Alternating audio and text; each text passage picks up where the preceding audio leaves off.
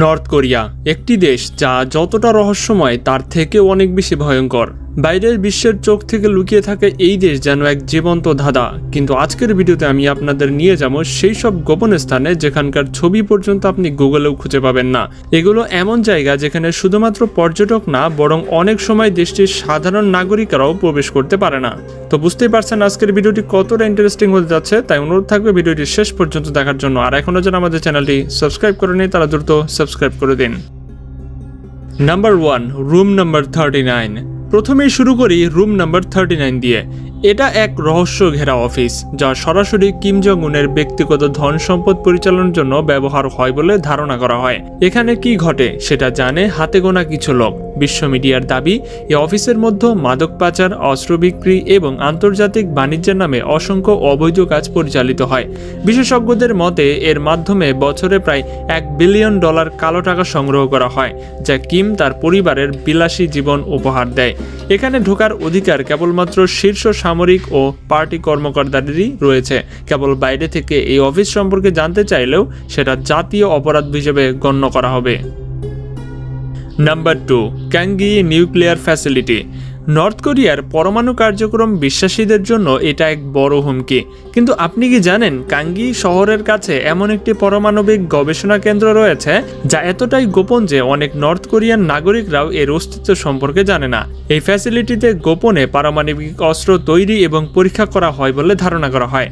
Satellite ইমেজে পাওয়া কিছু অস্পষ্ট ছবি ছাড়া এখানে কি চলছে তা কেউ জানে না। কেবলমাত্র কিম জং উনের নির্দেশেই কেউ এখানে যেতে পারে, এবং কেউ ভুল করে ঢুকলেও তার ভাগ্যে কি হয় সেটা কারো জানা নেই। Number 3, Kumsusan palace of the sun. এই জায়গাটি হলো কিম ইল সুং এবং কিম জং ইলের মমি সংরক্ষণের স্থান। ভেতরের প্রবেশের নিয়ম কঠোরতা এতটাই বেশি যে আপনি কোনো পবিত্র মন্দিরে ঢুকছেন এমন মনে হবে। আপনার পোশাক থেকে শুরু করে হাঁটার ভঙ্গি পর্যন্ত নির্দিষ্ট নিয়মে হতে হবে, এবং যে কোনো ধরনের ছবি তোলা সম্পূর্ণ নিষেধ।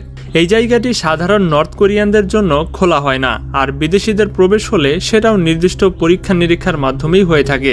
এটা শুধু একটি মিউজিয়াম নয়, এটা এক রাজনৈতিক প্রতীক। নাম্বার 4, পিয়ংইয়ং আন্ডারগ্রাউন্ড মেট্রো টানেলস।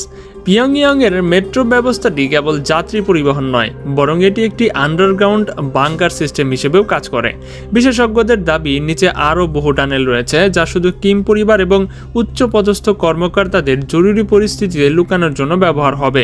সাধারণ মানুষেরা কেবল 2টি লাইনে যাতায়াত করতে পারে, বাকি সবগুলো গোপন, আর কেউ ভুল করে সেই সব রুটে গেলে তার ভবিষ্যৎ অনিশ্চিত।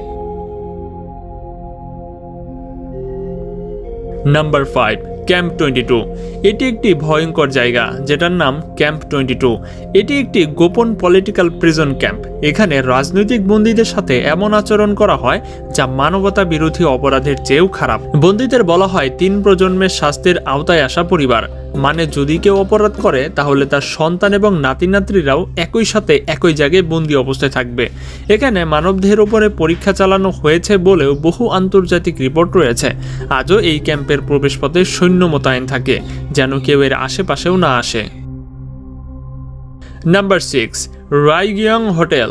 এটি একটি বিশাল হোটেল যেটা বিশ্বের সবচেয়ে বড় আনফিনিশড বিল্ডিং হিসেবে পরিচিত। 105 তলা বিশিষ্ট এই হোটেলটি আজও সাধারণ মানুষের জন্য উন্মুক্ত নয়। ভবনের কাজ শেষ হয়েছে বলে দাবি করা হলেও ভিতরের অংশ এখনও এক রহস্য। বহুজনের দাবি এটি শুধুমাত্র প্রোপাগান্ডা দেখানোর জন্য তৈরি করা হয়েছে, যাতে অন্যান্য দেশগুলো নর্থ কোরিয়ার আধুনিকতা থেকে চমকে ওঠে। এখানে কিছু বিশেষ বিদেশি প্রতিনিধি এবং ভিআইপি ব্যতীত কেউ ঢুকতে পারে না। Number 7, Mount Paektu secret base. Mount Paektu এটি শুধুমাত্র একটি পাহাড় নয়, এটি কিম পরিবারের আদর্শ এবং উত্তরাধিকারের সম্পর্কিত বিশ্বাসের একটি কেন্দ্র।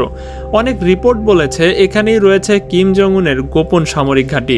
তাই এলাকায় এতটাই সুরক্ষিত যে স্যাটেলাইট থেকেও কিছুই ধরা পড়ে না। এখানে রাষ্ট্রপতি পরিবারের জন্য হেলিপ্যাড, আন্ডারগ্রাউন্ড বাংকার এবং আধুনিক প্রযুক্তির সেনা প্রশিক্ষণ কেন্দ্র রয়েছে বলে দাবি করা হয়। সাধারণ কেউ এই পাহাড়ের কাছাকাছিও যেতে পারে না। বন্ধুরা, এই 7টি জায়গা শুধু নর্থ কোরিয়ার নয়, বরং পুরো বিশ্বের কাছে সবচেয়ে রহস্যময় এবং গোপন জায়গাগুলোর মধ্যে পড়ে। এগুলো আমাদের সামনে তুলে ধরে এক অন্যরকম বাস্তবতা, যেখানে কোনো স্বাধীনতা নেই, যেখানে চোখের সামনে থেকেও কিছু দেখা যায় না। তো আপনার কি মনে হয় এই জায়গাগুলো কি সত্যিই এতটা ভয়ঙ্কর, নাকি এগুলো শুধু পশ্চিমা মিডিয়ার তৈরি করা ভয়াবহ কিছু মন গড়া গল্প? কমেন্টে সেটা জানাতে অবশ্যই ভুলবেন না।